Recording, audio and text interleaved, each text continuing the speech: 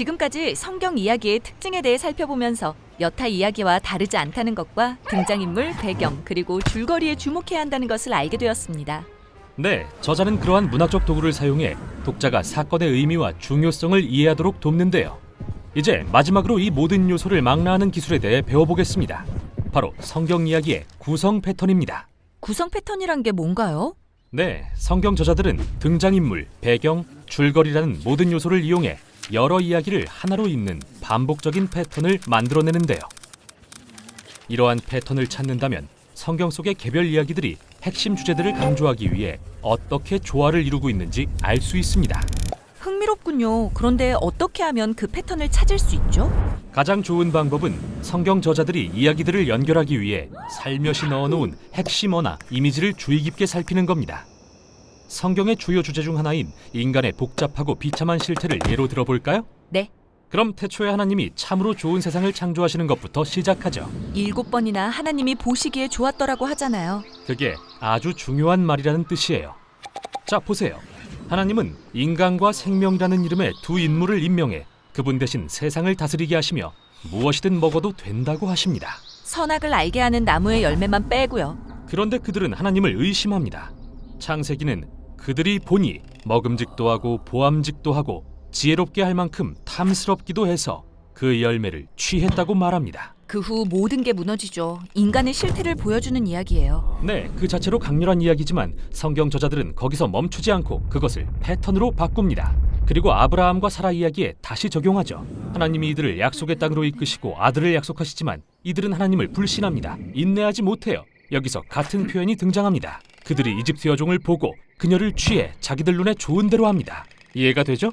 네, 두 이야기가 일치하네요. 다음은 시내산의 아론 이야기인데요. 그는 이스라엘 백성의 금을 보고 그것을 취해 금송아지를 만듭니다. 또 아간의 이야기에서는 그가 가나안 사람들이 가진 금을 보고 그것을 탐해 자기 것으로 취해요. 이 패턴은 어떻게 한 사람이 받은 유혹이 많은 사람에게 고통을 줄 수 있는지 강조하고 있군요. 맞아요. 마치 사울 이야기처럼요. 이스라엘 백성은 그를 보고 원하게 되어 그를 취해 왕으로 세웁니다. 주변 나라들처럼 되고 싶었거든요. 결국 사울의 통치는 그들을 파멸로 이끌죠. 또 다윗 이야기도 있습니다. 그는 밧세바를 보고 탐하여 그녀를 취합니다. 그리고 그녀의 남편을 죽입니다. 그 후 다윗의 가족은 서로를 죽이기 시작하죠.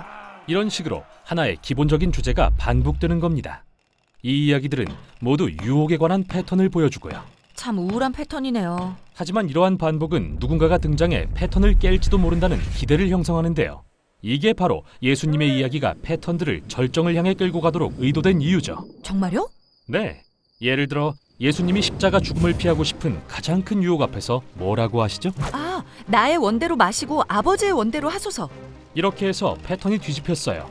한 사람이 유혹을 이기고 고통받음으로써 많은 사람이 생명을 얻게 된 거예요. 놀라워요. 또 다른 패턴도 있나요?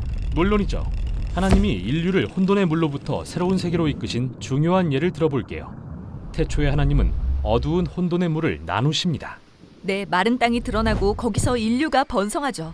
이후 이 패턴은 홍수라는 혼돈의 물을 통해 재현되는데요.